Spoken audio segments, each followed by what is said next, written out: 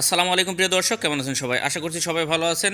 আর দীর্ঘদিন পরে আমি আবার শুরু করলাম আপনাদের জন্য মালয়েশিয়ান ভাষা শিক্ষার নিয়মিত ভিডিও দেওয়ার জন্য। এবং আমার চ্যানেলে আপনারা এতটুকু গ্যারান্টি পেতে পারেন, সুন্দর ও শুদ্ধ ভাষাটা আপনারা শিখে নিতে পারবেন। দেখুন, আমি প্রথমে লিখেছি বাওয়া। বাওয়া, এই বাওয়া মানে কিন্তু নিয়ে আসা। বাওয়া মানে নিয়ে আসা। আবার অনেকেই হয়তো বোঝে না এই বাওয়া, এই বাওয়া মানেই আবার নিচে। কিভাবে দেখুন, শব্দটা একটু বোঝার চেষ্টা করবেন। বাওয়া আর বাওয়া, এই বাওয়া মানে নিয়ে আসা, আর বাওয়াহ মানে বয়াকার ও অন্তুস্তয়াকার হ যদি দেওয়া হয় তো বাওয়াহ, এটার অর্থ হয় নিচে। আমি আপনাকে সব কিছু বুঝিয়ে বলছি। যেমন এই বাওয়া দিয়ে একটা শব্দ তৈরি করে আপনাদের যদি দেখাই তো কি হয় দেখুন। যদি আপনি বলেন, হয়তো কাজের সাইডে আপনাকে কেউ বলছে যে তুমি সিমেন্ট নিয়ে আসো, তুমি সিমেন্ট নিয়ে আসো। আমি যেহেতু একটা দিয়ে বোঝাচ্ছি, আপনারা আপনারা যে কোনো কিছু নিয়ে আসার ক্ষেত্রে এই বাওয়া শব্দ ব্যবহার হবে। যেমন আমি এটা বলছি যে তুমি সিমেন্ট নিয়ে আসো, আওয়া বাওয়া সিমেন্ট, আওয়া বাওয়া সিমেন্ট, তুমি সিমেন্ট নিয়ে আসো। কীভাবে দেখুন, আওয়াক মানে তুমি, আর বাওয়া মানে নিয়ে আসা, আর সিমেন্ট মানে সিমেন্ট বললেই বোঝে, সিমেন্টই বলবেন, সমস্যা নাই। তো আওয়াক বাওয়া সিমেন্ট, তুমি নিয়ে আসো সিমেন্ট। হয়তো একটু খেয়াল করবেন, আমি বারবার আমি প্রথম থেকে আপনাদের প্রত্যেকটা ভিডিওতে বলি, আমরা যেভাবে সাজিয়ে বলি বাংলা কথা আমরা সেভাবে বলি, কিন্তু মালয়েশিয়ান ভাষাতে হয় একটু উল্টা মনে হবে। সবগুলো না, কিছু কিছু ক্ষেত্রে। যেমন বোঝার চেষ্টা করুন যে আমি বললাম যে তুমি সিমেন্ট নিয়ে আসো, কিন্তু মালয়েশিয়ান ভাষা যখন বলা হয় আওয়াক বাওয়া সিমেন্ট, তার মানে তুমি নিয়ে আসো সিমেন্ট। এটাই, তেমন কিছু কষ্টসাধ্য জিনিস না। আশা করছি আপনারা সুন্দরভাবে বুঝতে পেরেছেন। তারপরে সে আমার, সরি, বস আমার সমস্যা আছে।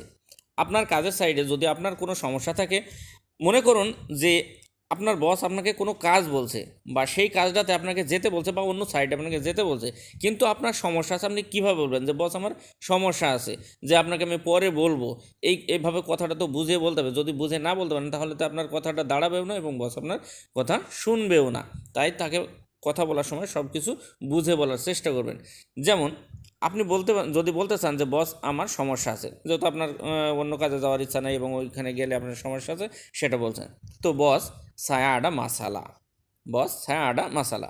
এই যে দেখুন, মাসালা, মাসালা মানে কিন্তু সমস্যা, মাসালা মানে সমস্যা। এই মাসালা দিয়েই কথাটা বোঝানোর চেষ্টা করছি যে বস আমার সমস্যা আছে। বস ছায়া আডা মাসালা, বস আমার সমস্যা আছে। তো বস, তো বস ছায়া মানে আমার, বা ছায়া মানে আমি। আবার এই কথার ক্ষেত্রে ছায়া মানে আমারই ধরে নিতে পারেন, যেহেতু আপনি বলেছেন যে আমার, তো এই ছায়া মানে আমার, আডা মানে আছে, আর মাসালা মানে সমস্যা। তো বস ছায়া আডা মাসালা, বস আমার আছে সমস্যা। এই যে একটু মনে হচ্ছে উল্টা, আমরা বললাম কি বস আমার সমস্যা আছে, তাহলে এখানে কি হলো, বস আমার আছে সমস্যা।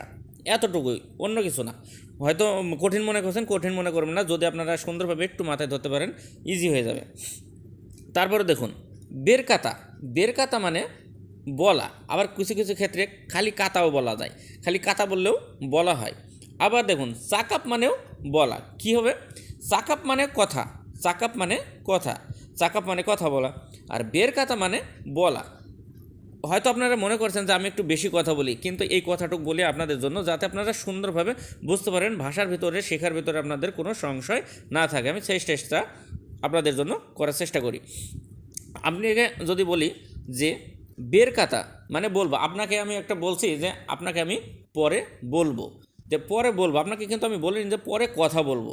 আপনাকে বলছি যে আমি পরে বলবো। মনে করেন আমার কোনো একটা বিষয়, আপনার কোনো একটা কাজের কথা আপনাকে বলবো, তো এটাই হচ্ছে সেই বলা, যে বের কাতা বা কাতা মানে বলা।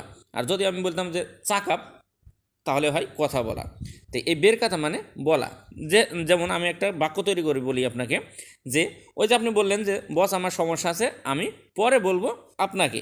তো যদি আপনি বলেন যে আমি পরে বলবো আপনাকে, কথাটা একটু বুঝবেন। তো নান্তি ছায়া আকান বেরকাতা আওয়াক, নান্তি ছায়া আকান বেরকাতা আওয়াক মানে পরে আমি বলবো আপনাকে। দেখুন নান্তি মানে পরে, কীভাবে দেখুন একটু, ছায়া মানে আমি, আর বেরকাতা মানে বলবো, বলা বের কথা মানে বলা, আর আকান বের কথা মানে বলবো। এখানে দেখুন আকান, এই যে বলছেন আকান শব্দ, আকান শব্দের অর্থ হচ্ছে ভবিষ্যৎ। ভবিষ্যৎ কোনো কিছু বোঝাতে হলে আকান শব্দের ব্যবহার হয়। তো আকান বের কথা মানে বলবো, আশা করছি বুঝতে পারছেন। আর আওয়াক মানে আপনাকে। তো নান্তি ছায়া আকান বের কথা আওয়াক, আমি পরে বলবো আপনাকে।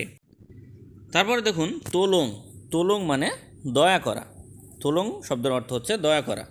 সাপোজ আপনি যে বললেন যে বস আমার সমস্যা আছে, আমি পরে বলবো আপনাকে, যে আপনি শেষে বলছেন যে দয়া করুন বস, দয়া করুন বস। তো আপনি কীভাবে বলবেন যে তোলং বস, দয়া করুন বস। মানে তোলং মানেই হচ্ছে দয়া করা, আর বস তো বস, এটা ছোট্ট একটা শব্দ। দুই শব্দের ভিতরে কিন্তু অনেকগুলো কথা। মানে দয়া করুন বস মানে তোলং মানে দয়া করা, আর বস তো বস, তো তোলং বস, দয়া করুন বস। আশা করছি ভিডিওগুলো আপনারা সুন্দরভাবে কথাগুলো বুঝতে পারছেন। আর এভাবে যদি চ্যানেলের সাথে লেগে থাকেন, অবশ্যই আপনারা অল্প দিনের ভিতরে সঠিক ও শুদ্ধ মালয় ভাষাগুলো শিখে নিতে পারবেন। তো ধন্যবাদ আপনাদের সাথে থাকার জন্য। আজ এ পর্যন্তই।